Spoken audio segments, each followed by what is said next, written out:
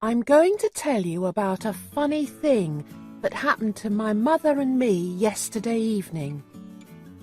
I am 12 years old and I'm a girl. My mother is 34, but I'm nearly as tall as her already. Yesterday afternoon, my mother took me up to London to see the dentist. He found one hole. It was in a back tooth, and he filled it without hurting me too much. After that, we went to a cafe. I had a banana split, and my mother had a cup of coffee. By the time we got up to leave, it was about 6 o'clock. When we came out of the cafe, it had started to rain. "We must get a taxi," my mother said. We were wearing ordinary hats and coats, and it was raining quite hard. "Why don't we go back into the cafe and wait for it to stop?" I said. I wanted another of those banana splits. They were gorgeous. "It isn't going to stop," my mother said. "We must get home." We stood on the pavement in the rain, looking for a taxi. Lots of them came by, but they all had passengers inside them. "I wish we had a car with a chauffeur," my mother said. Just then, a man came up to us. He was a small man, and he was pretty old, probably 70 or more. He raised his hat politely and said to my mother, "Excuse me, I do hope you will excuse me." He had a fine white moustache and bushy white eyebrows and a wrinkly pink face. He was sheltering under an umbrella, which he held high over his head. "Yes?" my mother said, very cool and distant. "I wonder if I could ask a small favour of you," he said. "It is only a very small favour." I saw my mother looking at him suspiciously. She is a suspicious person, my mother. She is especially suspicious of two things: strange men and boiled eggs. When she cuts the top off a boiled egg, she pokes around inside it with her spoon, as though expecting to find a mouse or something. With strange men, she has a golden rule which says, "The nicer the man seems to be, the more suspicious you must become." This little old man was particularly nice. He was polite. He was well-spoken. He was well-dressed.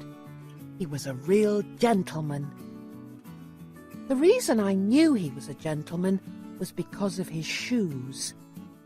"You can always spot a gentleman by the shoes he wears," was another of my mother's favourite sayings. This man had beautiful brown shoes. "The truth of the matter is," the little man was saying, "I've got myself into a bit of a scrape. I need some help. Not bring down much, I assure you. It's almost nothing, in fact, but I do need it. You see, madam, old people like me often become terribly forgetful." My mother's chin was up, and she was staring down at him along the full length of her nose. It was a fearsome thing, this frosty-nosed stare of my mother's. Most people go to pieces completely when she gives it to them. I once saw my own headmistress begin to stammer and simper like an idiot when my mother gave her a really foul frosty-noser. But the little man on the pavement, with the umbrella over his head, didn't bat an eyelid. He gave a gentle smile and said, "I beg you to believe, madam, that I am not in the habit of stopping ladies in the street and telling them my troubles. I should hope not, my mother said. I felt quite embarrassed by my mother's sharpness. I wanted to say to her, "Oh, Mummy, for heaven's sake! He's a very, very old man, and he's sweet and polite, and he's in some sort of trouble, so don't be so beastly to him." But I didn't say anything. The little man shifted his umbrella from one hand to the other. "I've never forgotten it before," he said. "You've never forgotten what?" my mother asked sternly. "My wallet," he said. "I must have left it in my other jacket. Isn't that the silliest thing to do?" "Are you asking me to give you money?" my mother said. "Oh, good gracious me, no!" he cried. "Heaven forbid I should ever do that." "Then what are you asking?" my mother said. "Do hurry up. We're getting soaked to the skin here." "I know you are," he said. "And that is why I'm offering you this umbrella of mine to protect you, and to keep forever, if only... "If only what?" my mother said. "If only you would give me in return £1 for my taxi fare just to get me home." My mother was still suspicious. "If you had no money in the first place," she said, "then how did you get here?" "I walked," he answered. "Every day I go for a lovely long walk, and then I summon a taxi to take me home. I do it every day of the year." "Why don't you walk home now?" my mother asked. "Oh, I wish I could," he said. "I do wish I could, but I don't think I could manage it on these silly old legs of mine. I've gone too far already." My mother stood there chewing her lower lip. She was beginning to melt a bit, I could see that. And the idea of getting an umbrella to shelter under must have tempted her a good deal. "It's a lovely umbrella," the little man said. "So I've noticed," my mother said.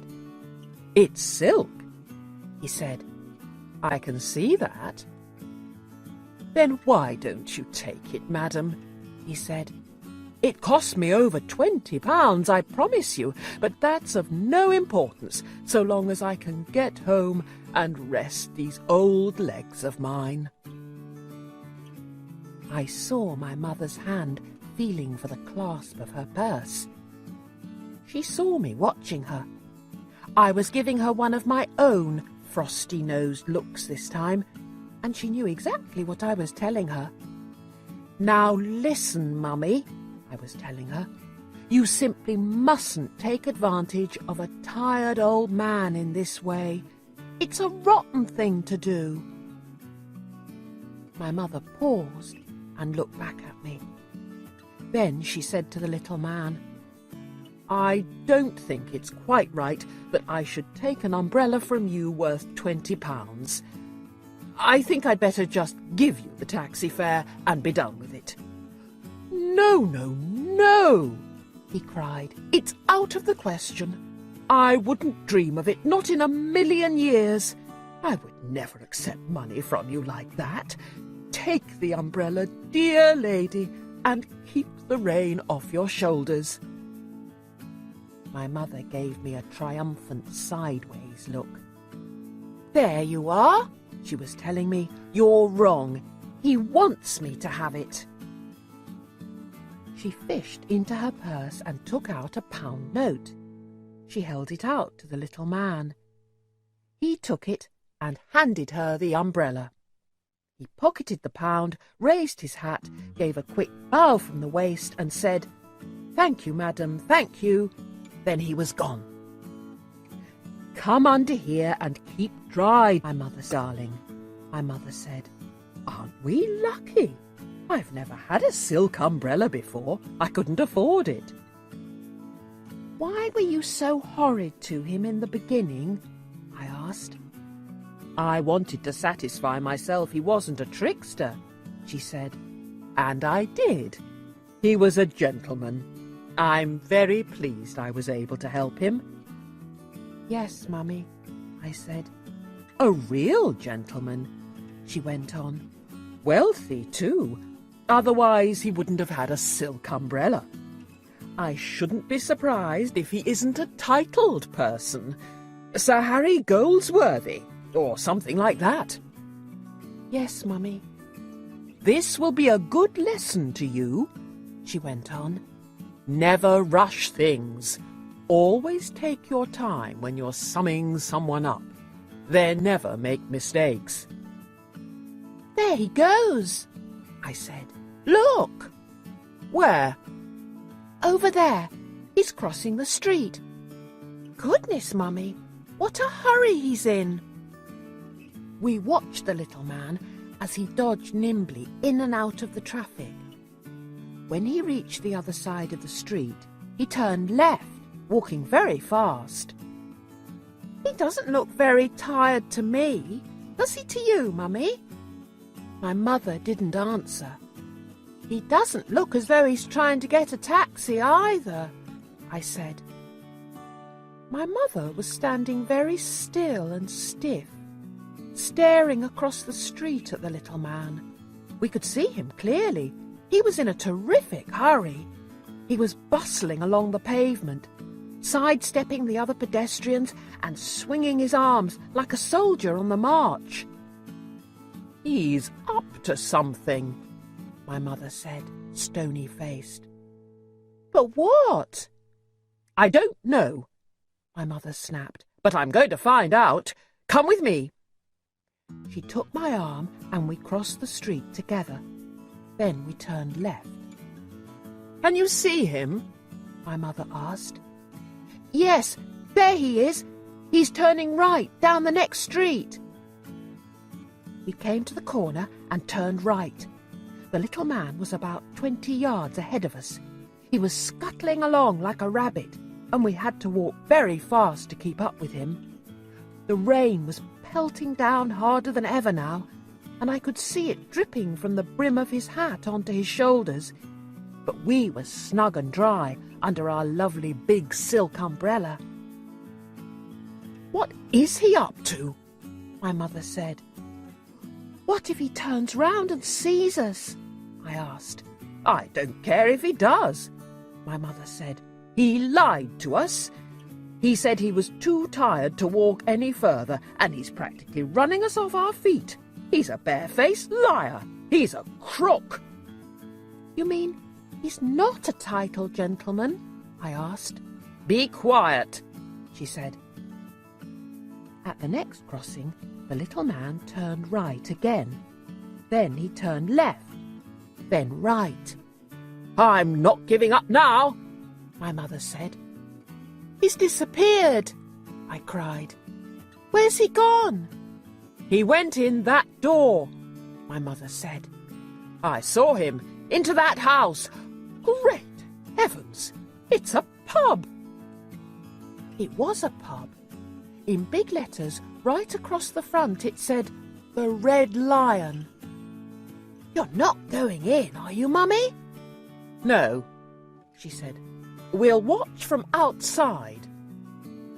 There was a big plate glass window along the front of the pub, and although it was a bit steamy on the inside, we could see through it very well if we went close. We stood huddled together outside the pub window. I was clutching my mother's arm.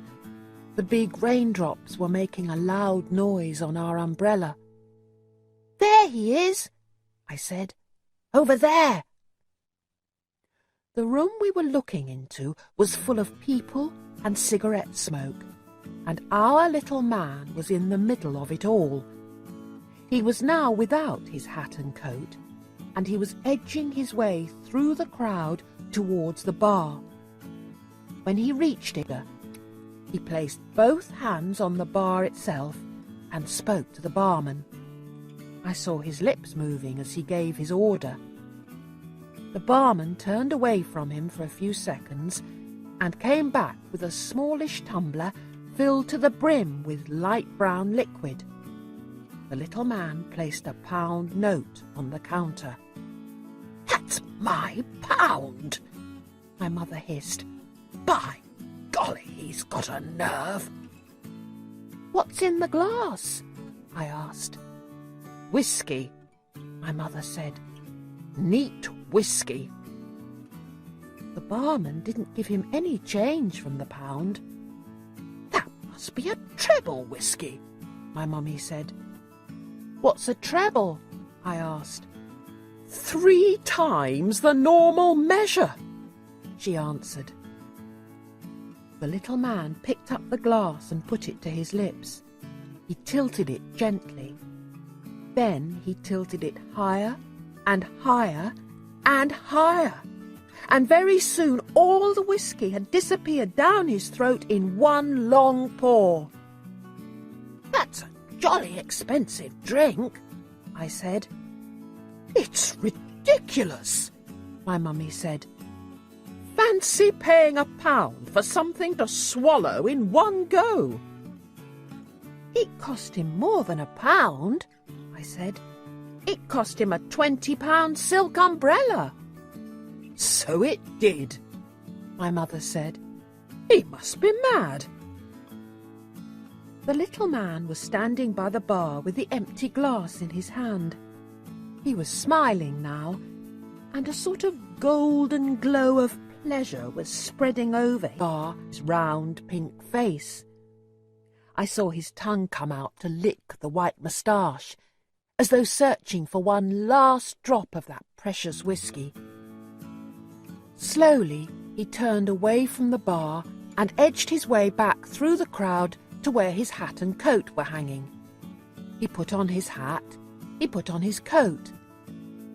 Then, in a manner so superbly cool and casual that you hardly noticed anything at all, he lifted from the coat rack one of the many wet umbrellas hanging there, and off he went. "Did you see that?"